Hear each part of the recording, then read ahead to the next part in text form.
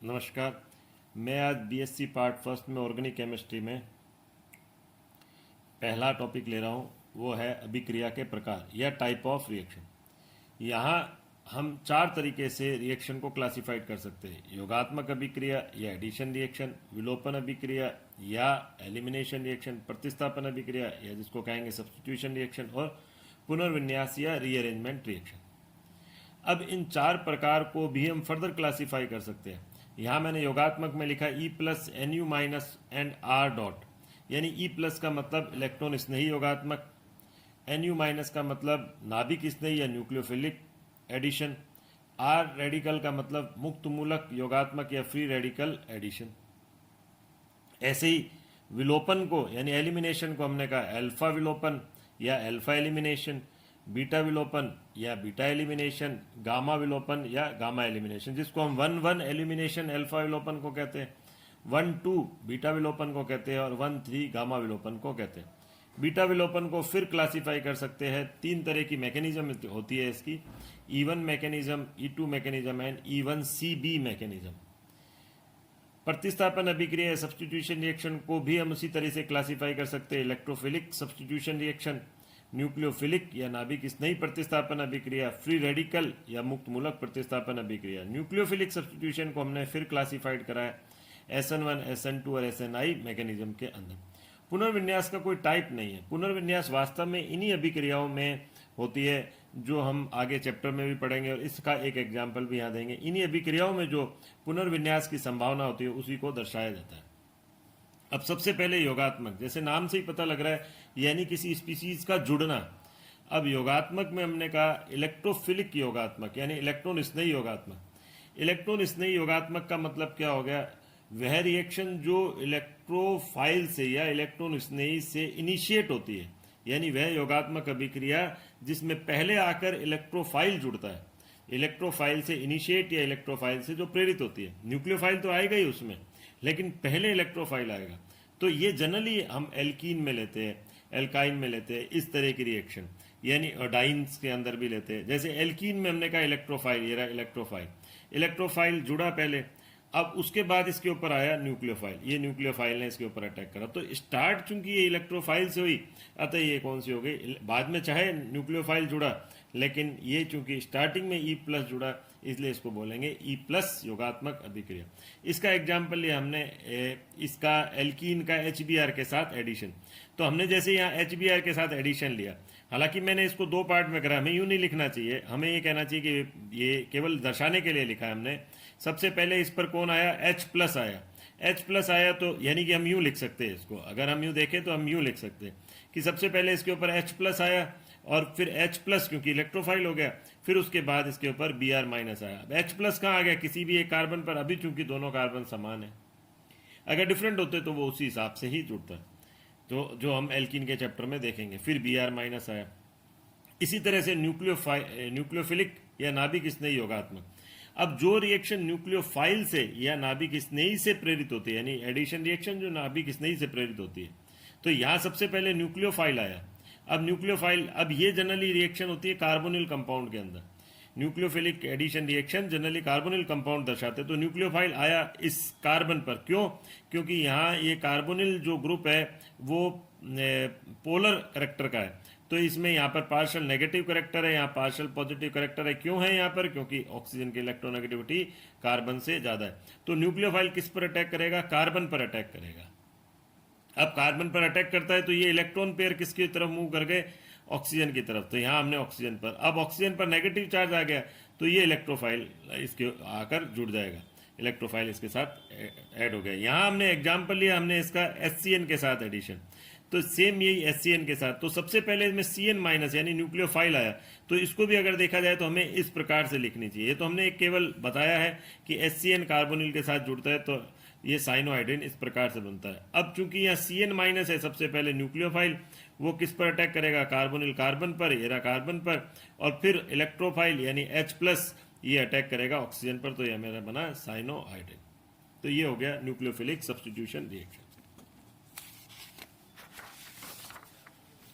अब इसी तरह का होता है free radical substitution reaction. Free radical substitution में हमने कहा कि जो अब ये जनरली जो पॉलीमराइजेशन रिएक्शन में इस प्रकार की मैकेनिज्म होती है। जैसे हमने कहा कोई भी फ्री रेडिकल है वो एल्कीन से जुड़ा, तो यहाँ हमने कहा ये बॉन्ड बना, एक इलेक्ट्रॉन अब किस पर आ गया, CH2 पर, क्योंकि एक इलेक्ट्रॉन एल्कीन का, एक इलेक्ट्रॉन पाई बॉन्ड का, एक इलेक्ट्रॉन इस पर गया, एक इलेक्ट्रॉन ये रहा, दोनों मिलकर एक बॉन्ड बना लिया और एक इलेक्ट्रॉन इस पर गया और ये आगे से आगे चलती रही, तो इससे पॉलीमर का निर्माण होगा। अब आता है एलिमिनेशन। एलिमिनेशन जैसे नाम से ही पता लग रहा है, विलोपन जैसे नाम से हमें पता लग रहा है, ग्रुप का निकलना, स्पीसीज का या जो भी उसमें ग्रुप है वो अलग होंगे। तो जैसे सबसे पहले हमने कहा 1-1 विलोपन। 1-1 विलोपन का मतलब है यानी एक ही कार्बन से दोनों ग्रुप निकलेंगे। एक ही कार्बन से, जैसे हमने लिया क्लोरोफॉर्म का एग्जाम्पल, बेस की उपस्थिति में लिया, चूंकि यहाँ हाइड्रोजन जो है एसिडिक नेचर का हुआ इन 3 Cl के -I इफेक्ट के कारण, तो इसने ले लिया और ये बेस ने, जो बेस है क्षार ने प्रोटॉन को ले लिया, इसके ऊपर नेगेटिव चार्ज आया और Cl यहाँ से निकल गया, यानी एक ही कार्बन से H भी निकला, प्रोटॉन भी निकला और दूसरा कौन सा निकला, ये Cl भी निकल गया, कोई भी एक Cl निकल गया तो ये हमारे बन गया कार्बीन CCl2, इसलिए इसको 1-1 विलोपन भी कहा। 1-2 विलोपन का मतलब ये भी 3 तरीके से होती है, E1, E2, E1CB मैकेनिज्म द्वारा। 1-2 का मतलब पास के स्पीसीज से, या बीटा विलोपन भी जिसको हम कह रहे हैं कि यानी पास के कार्बन से निकले, यानी पड़ोसी कार्बन से। तो ये X हो गया, Y, तो हमने इसको दोनों को निकाल दिया, किसी का भी एक मान लो X पॉजिटिव है Y नेगेटिव है, तो इस तरह से करके ये निकल गया, यानी ऐसे करके। तो यहाँ पर ये और ये इलेक्ट्रॉन इधर की तरफ चले गए तो यहाँ पर आ गया डबल बॉन्ड। तो इसका एग्जाम्पल हमने लिया, जैसे एल्किल क्लोराइड या इथाइल क्लोराइड का हमने लिया, तो ये पहले Cl निकला, ये हालांकि मैकेनिज्म हम नहीं बता रहे, हम तो केवल एक प्रोसेस बता रहे कि पहले जैसे Cl निकला और बेस ने पास वाले से एक प्रोटॉन को निकाल लिया, तो यहाँ डबल बॉन्ड आ गया। अब इसी तरीके से होता है गामा विलोपन, जिसको 1-3 विलोपन भी कहते हैं। अब गामा विलोपन में किस प्रकार से होता है कि अल्फा बीटा गामा, यानी कि एक 1 पोजीशन से निकला और एक कहाँ से निकला, 3 पोजीशन से। तो हम सेम इसी तरह से यहाँ पर हम यूँ बता सकते हैं कि X निकला और Y अपने इलेक्ट्रॉन समेत निकला, तो ये जो इलेक्ट्रॉन है कहाँ पर शिफ्ट हो गए, ये बीच में शिफ्ट हो गए, तो यहाँ पर 1 और 3 के बीच में बॉन्ड बन गया और इस गामा विलोपन में जनरली साइक्लोप्रोपेन डेरिवेटिव का निर्माण होता है। अब हम ले रहे हैं इसके अंदर प्रतिस्थापन यानी सब्स्टिट्यूशन रिएक्शन।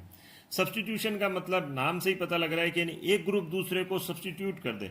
जैसे हमने कहा यहाँ Y ने X को सब्स्टिट्यूट कर दिया तो RY बन गया और X बन गया, अब ये सब्स्टिट्यूशन हो गया।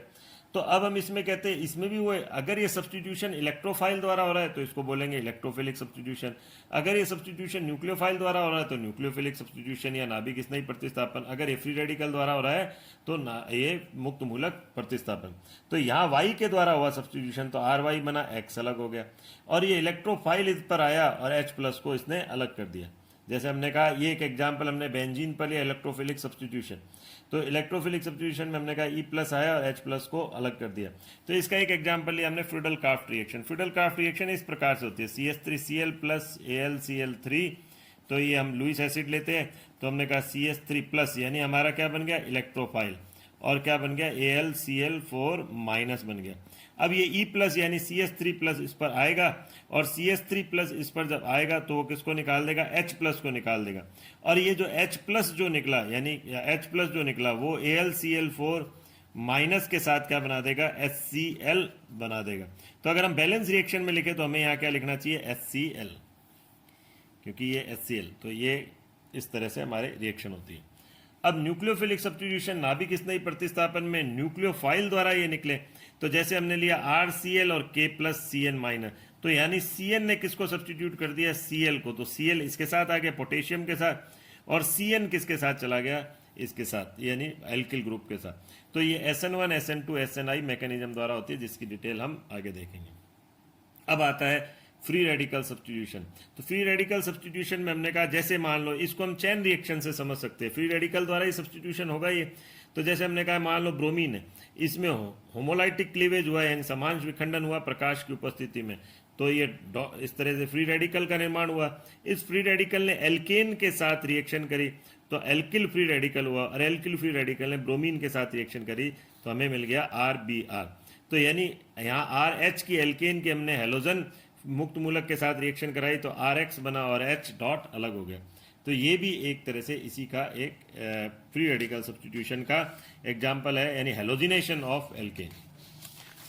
और लास्ट इसमें आता है पुनर्विन्यास। पुनर्विन्यास में मैंने एक एग्जाम्पल लिखा है एन प्रोपिल क्लोराइड की, जब ये, क्योंकि पुनर्विन्यास तो इन रिएक्शन का ही पार्ट है, कि जैसे हम यहाँ हमने एक एग्जाम्पल लिया जो अभी मैंने लिया था आपके फ्रीडल क्राफ्ट रिएक्शन का। तो फ्रीडल क्राफ्ट में हम बता रहे हैं कि पुनर्विन्यास किस तरीके से होता है, यानी इस स्थिति में यहाँ पर वो जो प्रोडक्ट है वो क्या बन जाता है, वो अधिक स्टेबल प्रोडक्ट के अंदर कन्वर्ट हो जाता है। यहाँ पर इस रिएक्शन में हम क्या बताएंगे, जो यहाँ पर जो आपके प्रोडक्ट बन रहा है वो मोर स्टेबल प्रोडक्ट के अंदर कन्वर्ट हो जाता है। और वो किस तरीके से होगा वो यहाँ दिखा रहे हैं। जैसे हमने लिया CH3 CH2 CH2 Cl और इसकी हमने करवा दी AlCl3 के साथ, तो हमारे क्या बना CH3 CH2 CH2 प्लस, तो ये प्राइमरी कैटायन बना।